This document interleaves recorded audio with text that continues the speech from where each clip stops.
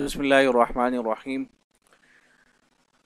افطار کے وقت جو دعا پڑھی جاتی ہے اللہم لک صمت علی رزقک افطرت، تو اس دعا سے متعلق مجھے اس وقت کچھ باتیں عرض کرنی ہے۔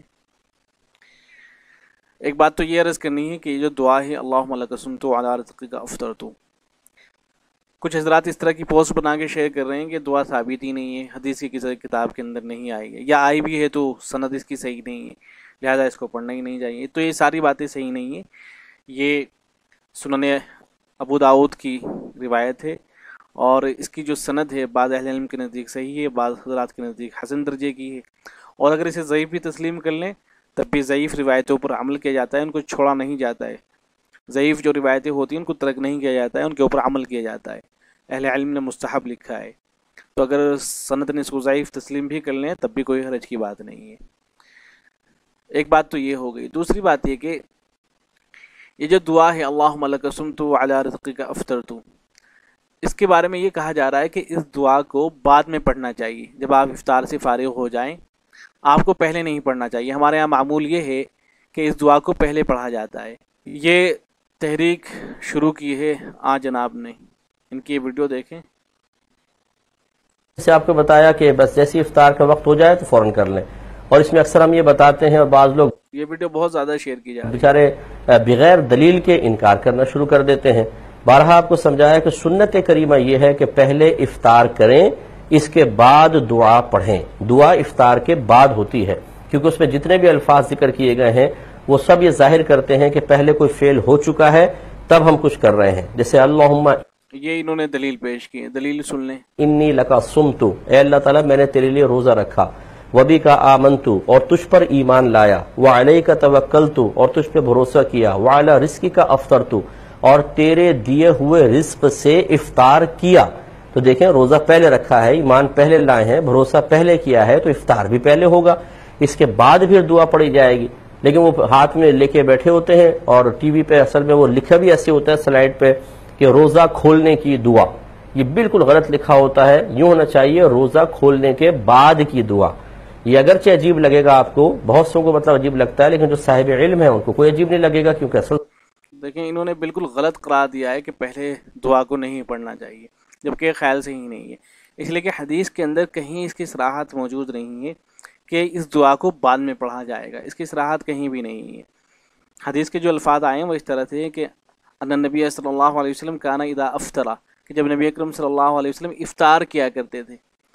اب اس کے اندر یہ بھی احتمال نکلتا ہے کہ کانا اذا اراد افطرا، کہ جب آپ صلی اللہ علیہ وسلم افطار کا ارادہ فرمایا کرتے تھے، اور اس کا یہ مطلب بھی نکل سکتا ہے کہ آپ صلی اللہ علیہ وسلم افطار کے دوران ہی اس دعا کو پڑھا کرتے تھے، اور اس کا یہ مفہوم بھی نکل سکتا ہے کہ بعد میں اس کو پڑھا کرتے تھے، بعد میں اس کو پڑھا جاتا تھا۔ تو یہ تینوں مفہوم اس کے نکل سکتے ہیں، اس لیے اہل علم نے تینوں طرح کی آراء کو ذکر کیا ہے۔ بعض اہل علم کا خیال یہ کہ اس کو پہلے پڑھا جائے، بعض کہتے ہیں کہ درمیان میں پڑھ لیا جائے، بعض کہتے ہیں کہ آخر میں اس کو پڑھ لیا جائے۔ تو تینوں طرح کی باتیں اہل علم نے ذکر کی ہیں، لہذا یہ کہہ دینا کہ جو حضرات پہلے پڑھتے ہیں وہ غلط کرتے ہیں، ان کا طریقہ صحیح نہیں ہے، یہ بات بالکل غلط ہے۔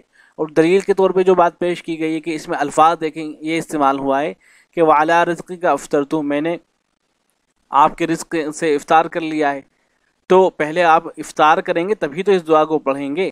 تو یہاں ماضی کا لفظ استعمال ہوا ہے، پاسٹ کی بات ہو رہی ہے، تو لہذا اس سے یہ معلوم ہوتا ہے کہ یہ دعا جو ہے بعد میں پڑھی جائے گی، اس کو انہوں نے دلیل بنایا ہے۔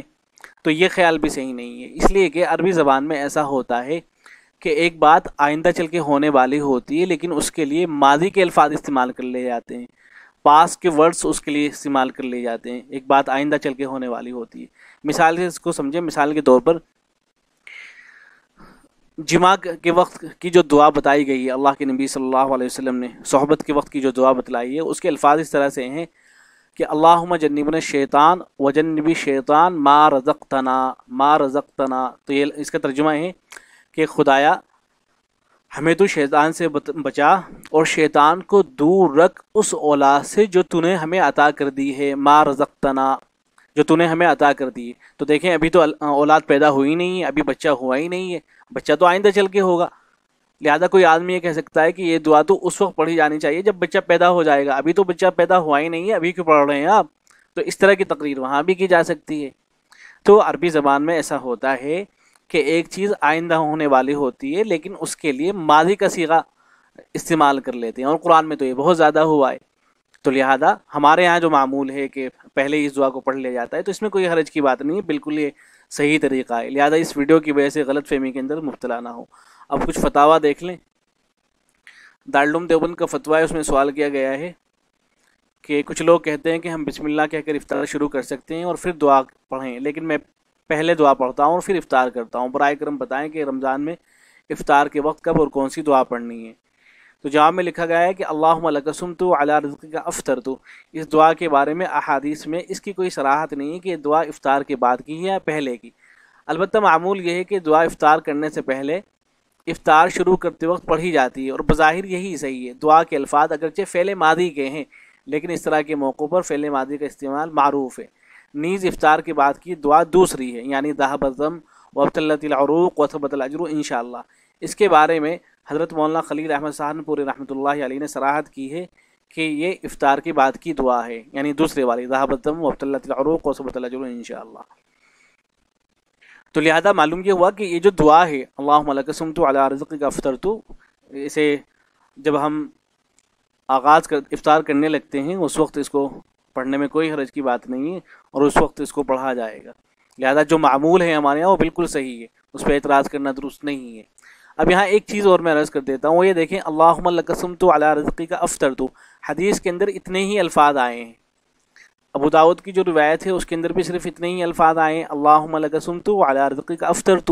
اور جو حدیث کی جو دوسری کتابوں میں یہ حدیث آئی ہے وہاں بھی صرف اتنے ہی الفاظ کو ذکر کیا گیا ہے. لیکن ہم تو دعا اس سے بھی زیادہ پڑھتے ہیں. ہم پڑھتے ہیں اللہم انی لک صمت وبک آمنت وعلیک توکلت وعلی رزقک افطرت فتقبل منی. اتنی لمبی دعا ہم پڑھتے ہیں. تو خیال ہے کہ دعا جو ثابت ہے وہ صرف اتنی ہے اللہم لک صمت وعلی رزقک افطرت، بس اتنی ہی دعائیں ثابت ہے. بقیہ جو الفاظ پڑھے جاتے ہیں وہ کسی حدیث کے اندر نہیں آئے، لیکن چونکہ ان الفاظ کا مطلب اور معنی صحیح ہے لہذا ان کو پڑھا جا سکتا ہے، پڑھنے میں کوئی حرج کی بات نہیں ہے. دیکھیں ملا علی قاری رحمۃ اللہ علیہ نے لکھا ہے، یہ مرقات المفاتیح ہے. تو ملا علی قاری رحمۃ اللہ علیہ لکھتے ہیں کہ لوگوں کی زبان پر یہ جو مشہور ہے اللہم لک صمت وبک آمنت وعلی رزقک افطرت، تو وبک آمنت کا یہ جو اضافہ ہے لا اصل لہا، اس کی کوئی اصل نہیں ہے، یعنی یہ حدیثوں کی کتابوں میں موجود نہیں ہے.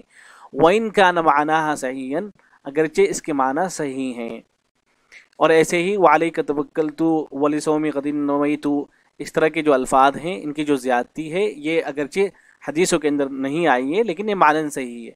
بل النیہ باللسان من البدعۃ الحسنہ، بلکہ زبان سے نیت کرنا یہ تو بدعت حسنہ میں سے اچھے طریقوں میں سے ہے. تو یہ الفاظ جو ہیں وہ حدیث کے اندر تو نہیں آئے، البتہ چونکہ ان کا مطلب اور معنی صحیح ہے لہذا ان کے پڑھنے کی گنجائش ہوگی. والسلام علیکم ورحمۃ اللہ.